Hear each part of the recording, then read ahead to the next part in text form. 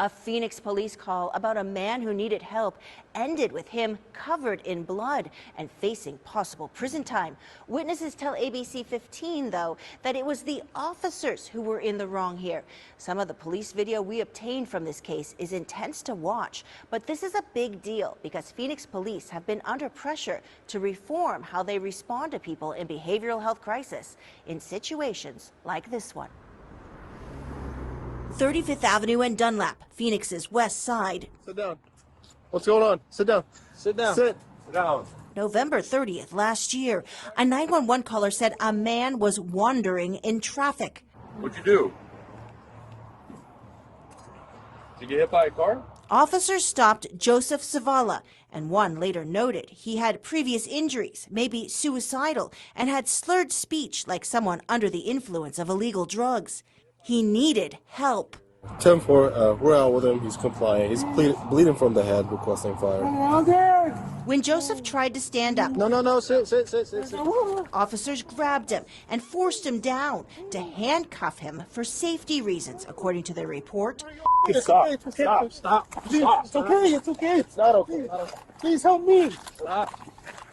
People, help me. The sound of the scream that I heard coming from the guy who was being tackled by the officer, I knew something wasn't right. This woman says she was driving by. She pulled over and pulled out her phone. It was just not humane. The woman asked us not to use her name on TV, but said she did file a complaint with Phoenix police about what happened next. Stop fighting us. Police say Joseph was being combative, and 3 officers pin him to the curb. Put your hand on your back. No. Then the officers start using their fists. As he's getting hit, I mean, you could hear the hit, and blood is just squirting from his mouth, his nose. We've blurred the video here as Joseph's face is covered in blood and a red pool surrounds his head on the sidewalk. Oh my God! Why did you punch him? We counted officers hitting Joseph in the head at least 10 times over the next 5 minutes. I can't breathe. One of the officers wrote in the police report that Joseph had grabbed his hand, so the officer started punching to prevent Joseph from further controlling his left hand and assaulting him. Another officer explained he punched Joseph multiple times, saying Joseph had his arm concealed underneath him and he was trying to break free. Dude, and he was already on the ground with 5 of them on top, and they got to punch him? There's another witness. See him on the opposite side of the street yelling at officers to stop. But then he comes closer. Hey, you need to get out of the road now. Officers go up to that man. He's under arrest for obstructing. Put your hand behind your back. Stop. Police tasered him, then arrested him. They also told the woman recording to get back.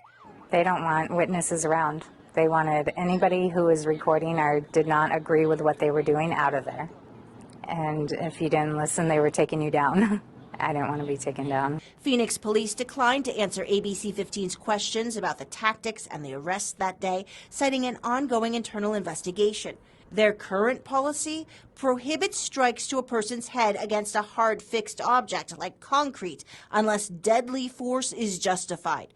But that policy took effect in February, which was a couple of months after this situation. When do you try to detain or go hands-on with someone who's in crisis? Yeah, so last resort. Ernest Stevens is a retired San Antonio police officer, known nationally as Ernie the Crisis Cop. He talked about alternatives. Well, when they sat him down, why didn't they just sit him in the back of the car? Just say, hey, it's safer in here, it's warmer in here, it's cooler in here, whatever. Have a seat in the car. I'm not going to put any handcuffs on you. You didn't do anything wrong. Stevens says he's previously advised Phoenix police on use of force, and he emphasizes training, communication, and joint responses with medics and social workers. But the majority of these calls are somebody that has lost the ability to cope, and they just need help being met in the moment and then being diverted either to a resource or just de-escalated. Joseph was taken to the hospital, then jail. According to the police report, doctors found he had a broken nose and he suffered a possible seizure, although it's not clear if that seizure was before, during, or after the arrest. Can you tell me your name and date of birth, please? Joseph Douglas Zavala. And this is Joseph facing a judge. He's been charged with felony resisting arrest. The witness with that cell phone video says she's willing to testify on his behalf. but I am not going to stop with this because this is not okay. And if nobody else is going to step forward, I don't know, but I am. Joseph has a criminal record, a lot of it tied to substance abuse. Because of that criminal history, he could spend years in prison if convicted in this case. As of late last month, Joseph was in a drug and alcohol treatment program.